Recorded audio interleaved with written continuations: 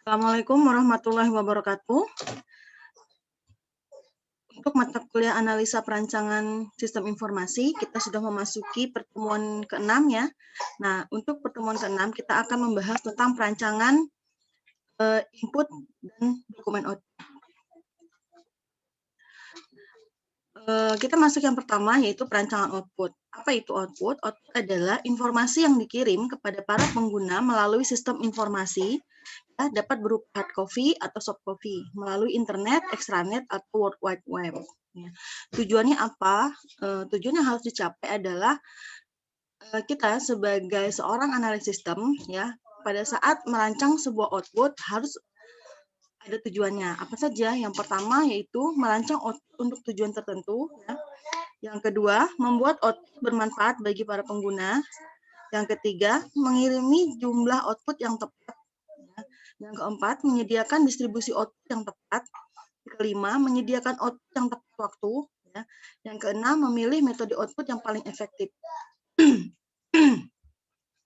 Salah satunya, sebuah sistem itu kita buatkan atau kita alihkan fungsinya menjadi sistem yang terkomputerisasi, yaitu biasanya karena laporan yang disajikan pada sistem yang masih menggunakan sistem konvensional yang dicatat menggunakan dokumen itu adalah laporannya yang pengerjaan laporannya rumit dan laporannya tidak selesai tepat waktu.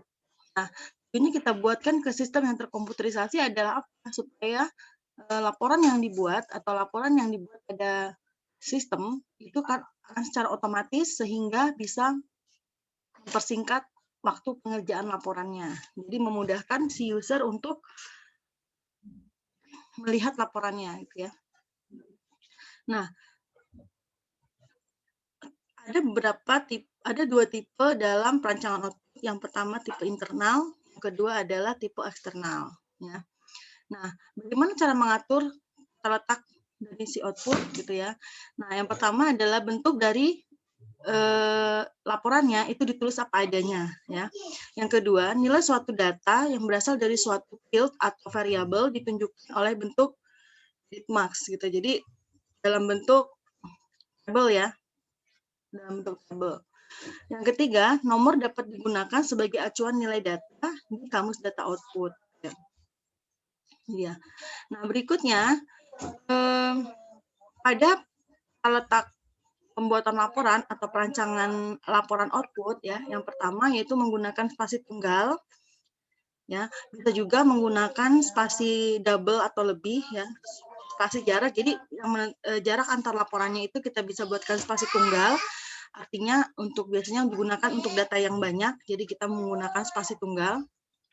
Nah, jika misalkan datanya tidak terlalu banyak, kita bisa menggunakan spasi double. Ya, jadi agak lebih tersusun rapi. Ya. Yang ketiga dengan baris tertentu, dan keempat dengan kombinasi percetakan. Ya. Langkah-langkah untuk menyiapkan prototipe output yang berbasis layar. Artinya outputnya tidak dicetak dalam bentuk kertas, ya, jadi ditampilkan hanya dalam bentuk layar screen. Yang pertama, menentukan kebutuhan akan laporan. Yang kedua, menentukan pengguna. Yang ketiga, menentukan item data yang dimasukkan. Yang keempat, mengestimasi ukuran laporan secara keseluruhan. Yang kelima, akan terdapat judul laporan. Yang keenam, ada nomor halaman. Yang ketujuh, memasukkan tanggal persiapan laporan. Ya. Jadi sebelum mencetak laporan, kita bisa melihat tanggal kita laporan apa, periode kapan laporan itu akan dicetak. Misalkan kita akan mencetak laporan bulanan, berarti kita masukkan dari tanggal 1 sampai dengan tanggal 30 atau 31 bulan berjalan yang akan kita buatkan laporannya, seperti itu. Laporan yaitu memberi label setiap kolom data secara tepat, ya. Jadi pada saat membuat laporan, gitu ya. Oh, ini laporan apa? Oh, ini harga beli. Oh, ini untuk apa? Oh, ini untuk perancangan stok, ya. Oh, ini untuk apa? Ini untuk misalkan harga jual, seperti itu, ya. Jadi sudah jelas, ya, setiap kolomnya ada labelnya. Lalu berikutnya yang ke-9 menentukan data-data variabel, ya. Ke-10 menentukan tempat baris kosong. Yang ke-11 mengulas laporan-laporan Jadi kita lihat lagi apakah rancangan laporan yang kita buat ini sudah sesuai dengan yang dibutuhkan oleh perusahaan, seperti itu ya. Berikutnya, apa saja yang kita buatkan sebagai petunjuk untuk merancang tampilan layar. Yang pertama, ya buat tampilan layarnya sederhana, ya. Yang kedua, buat presentasi layar tetap konsisten, ya. Jadi kalau misalkan kita buatkan spasinya satu karena datanya banyak, maka semua laporan yang memiliki data banyak, kayak misalkan laporan penjualan, laporan pembelian gitu ya, itu data spasi laporannya tetap satu karena itu konsisten. Kalau misalkan laporan stok barang, ternyata barang yang dijual tidak terlalu banyak, nah itu boleh dibuatkan spasi double gitu ya. Jadi jangan yang laporan transaksi pembeliannya double, laporan transaksi penjualannya nanti spasinya single gitu. Jadi tidak konsisten gitu ya. Yang ketiga, fasilitas gerakan pengguna di antara layar gitu ya. Yang keempat, menciptakan suatu layar yang menarik. Nah, ini bentuk-bentuk laporan dari atau perancangan output. Nah, bentuk-bentuk laporannya ada banyak. Yang pertama, laporan berbentuk tabel ya. Yang tadi ya, jadi berbentuk tabel. Notice report merupakan bentuk laporan yang memerlukan perhatian khusus. Ya. Laporan ini harus dibuat sesederhana mungkin, tetapi jelas, karena dimaksudkan supaya permasalahan-permasalahan yang terjadi tampak dengan jelas sehingga dapat langsung ditangani. Jadi tujuannya dibuatkan laporan adalah jadi ya mengetahui masalah-masalah yang ada di perusahaan. Misalkan apakah stoknya minus gitu ya, apakah harga jual dan harga belinya tidak sesuai gitu, sehingga nanti akan mempengaruhi pendapatan dari perusahaan gitu ya. Yang kedua adalah tadi yang pertama ya, laporan bentuk tabel, notice report. Laporan yang kedua yaitu equipost report. Laporan ini biasanya digunakan untuk maksud perencanaan. Dengan disajikannya informasi yang berisi hal-hal bertentangan, maka dapat dijadikan sebagai dasar dalam pengambilan keputusan. Tadi ya. Jadi laporan yang disajikan kalau misalkan tadi ini equipost report ini biasanya laporan disajikan berisi hal-hal yang bertentangan ya, dijadikan sebagai dasar di dalam pengambilan keputusan kayak tadi. Misalkan yang dilaporkan prediksi stoknya, misalkan stok awal, stok sebenarnya misalkan 100 gitu ya. Nah, nanti ada prediksi penjualan dalam 1 bulan. Nah, maka prediksi penjualan 1 bulan itu digunakan untuk apa? Yaitu untuk mengambil keputusan dalam melakukan restock barang gitu. Jadi kalau misalkan kira-kira nanti setiap bulan penjualannya akan meningkat nih karena misalkan memasuki bulan Ramadan, misalkan penjualan sirup nih. Berarti nanti produksinya itu akan ditambah sehingga stok barangnya akan bertambah gitu. Kenapa? Karena tadi digunakan untuk pengambilan keputusan gitu ya. Nah, berikutnya variance report, yaitu laporan ini menunjukkan selisih antara standar yang sudah ditetapkan dengan hasil kenyataan atau yang sesungguhnya. Yang terakhir yaitu comparative report, yaitu isi dari laporan ini adalah membandingkan antara satu hal dengan hal yang lainnya. Ya. Misalnya, pada laporan rugi laba atau neraca dapat dibandingkan antara nilai-nilai elemen tahun berjalan dengan tahun-tahun sebelumnya. Nah, ini perbandingan ya, komparatif itu adalah laporan yang membandingkan. Jadi tadi elemen tahun berjalan dengan tahun-tahun sebelumnya nih. Nanti tujuannya untuk apa tadi? Untuk prediksi untuk digunakan untuk prediksi laporan yang akan datang seperti itu ya. Yang kedua ya, laporan berbentuk grafis ya. Berbentuk grafis berarti yang seperti chart ya, chart. Nah, yang pertama garis ya.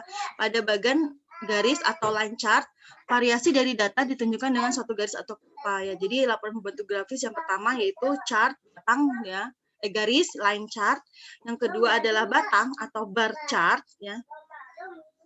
Yang ketiga pie chart atau pastel.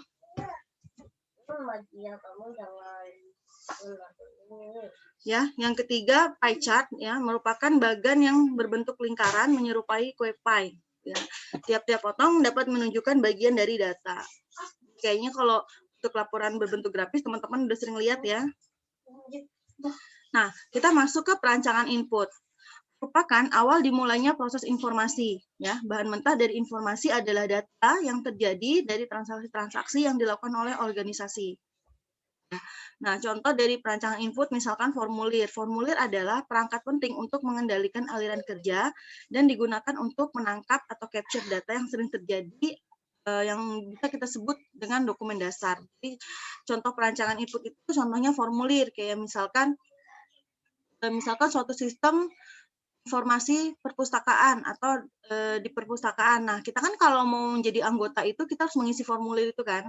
Nah, formulir itu disebutnya perancangan input. Kenapa? Karena dia yang bertugas di mengendalikan aliran kerja atau menangkap data, mengcapture data. Jadi kalau kita mau menjadi anggota, ya kita harus menyerahkan data dulu nih. Nah, data itu nanti akan diinput ke dalam sistem, makanya disebut dengan formulir rancangan input. Kenapa? Karena sistem harus mendapat data dari formulir tersebut untuk diolah selanjutnya, seperti itu. Jadi misalkan dari formulir kita input ke dalam sistem, nanti sistem akan memberikan feedback, misalkan berupa apa? Oh, berupa output, yaitu anggota, seperti itu. Jadi setiap sistem pasti akan memerlukan yang namanya perancangan input. Perancangan input yaitu dia suatu formulir, suatu perangkat yang bertugas untuk menangkap data awal, dokumen dasar ya, data awal. Jadi kayak tadi ya, perpustakaan, data awalnya apa? Yaitu formulir keanggotaan misalkan.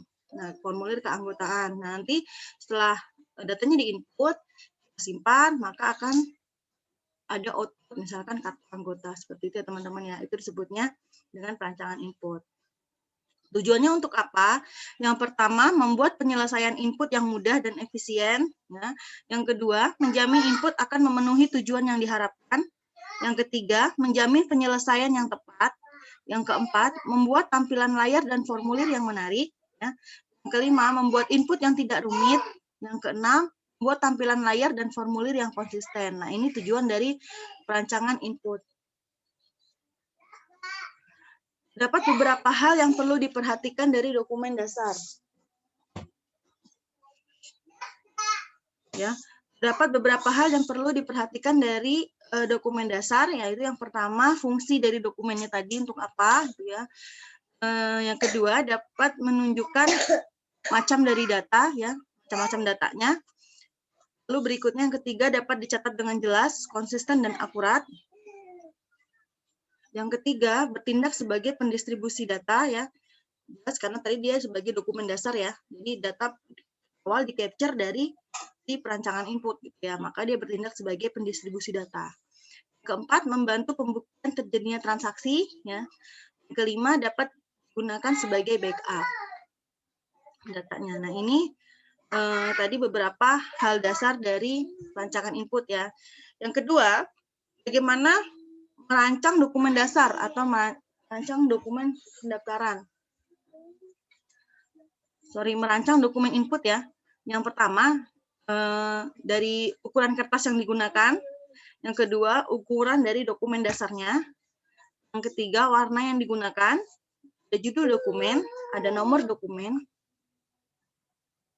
ada nomor urut dokumen dasar, ya, ada nomor dan jumlah halaman serta spasi.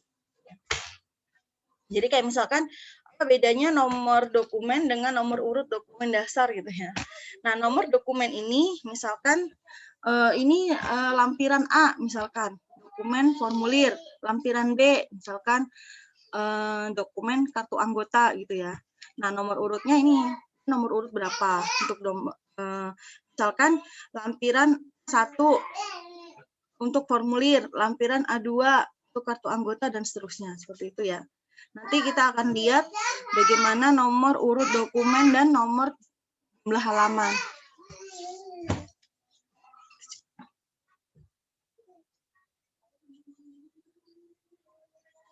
Nah, masih petunjuk tadi ya, merancang dokumen dasar. Yang ke-9 yaitu pembagian area. Yang ke-10 ya, dia membuat caption ya, membuat box caption. Lalu horizontal check off, block space dan scannable prompt caption gitu ya. Yang terakhir, instruksi dalam dokumen dasarnya. Jadi kalau kayak misalkan formulir ya pasti ada caption, misalkan ada text field gitu ya, ada pemilihan kayak option button, ada check buttonnya, lalu dan seterusnya gitu ya.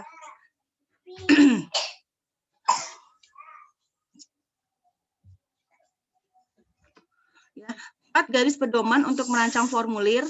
Yang pertama, membuat formulir mudah diisi, yaitu dengan memperhatikan aliran formulir ya, pengelompokan 7 bagian formulir dan pembuatan judul. Ya. Yang kedua, memastikan bahwa formulir akan memenuhi tujuan yang telah dibuat. Ya, jadi kalau misalkan tadi formulir untuk pendaftaran anggota, berarti pada saat kita merancang formulir pendaftaran anggota ya kita merancang kira-kira apa saja yang dibutuhkan untuk data-data yang dibutuhkan pada saat tadi ya akan melakukan pendaftaran anggota. Maka semua bagian-bagian yang kita butuhkan harus berada di formulir, ya, memenuhi tujuan tadi ya. Yang ketiga, membuat formulir yang memastikan penyelesaian tepat, gitu ya. Yang keempat, buatlah formulir yang menarik.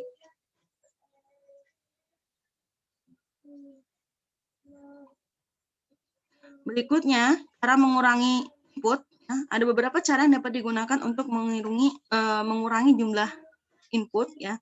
Yang pertama, menggunakan kode. Yang kedua, data yang relatif konstan yang disimpan di file induk ya. Yang ketiga, jam dan tanggal dapat diambil dari sistem. Lalu yang keempat, perhitungan dilakukan oleh sistem. Jadi kayak misalkan kalau sistem yang belum terkomputerisasi atau sistem yang masih menggunakan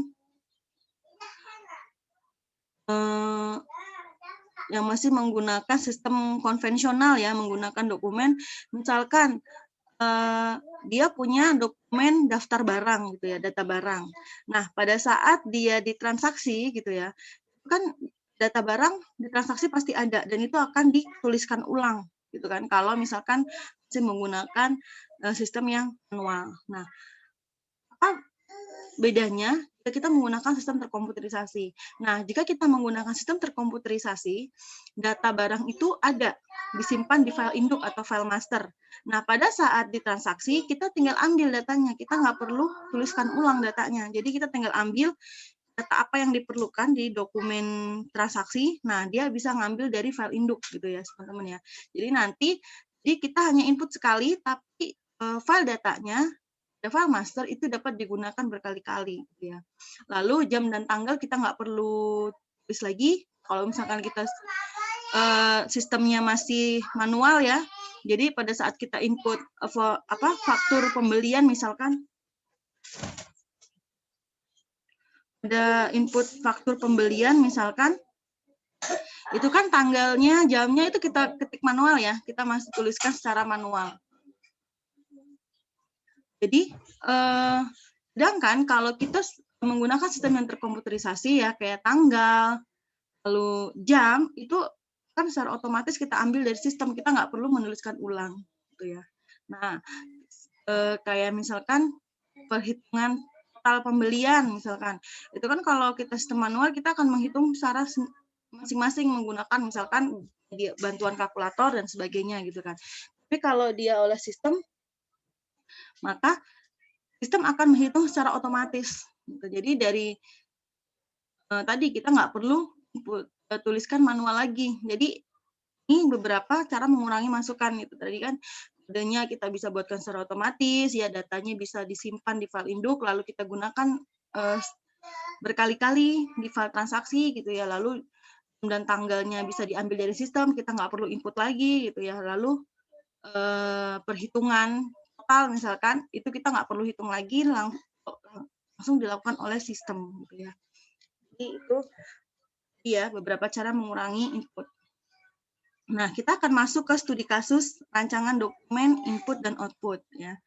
Nah, misalkan di sini studi kasusnya yaitu untuk analisa kebutuhan sistem informasi perpustakaan. Nah, perhatikan di sistem informasi perpustakaan ada dokumen masukan dan ada dokumen keluaran. Dokumen masukan ini kayak input, dokumen keluaran output ya teman-teman.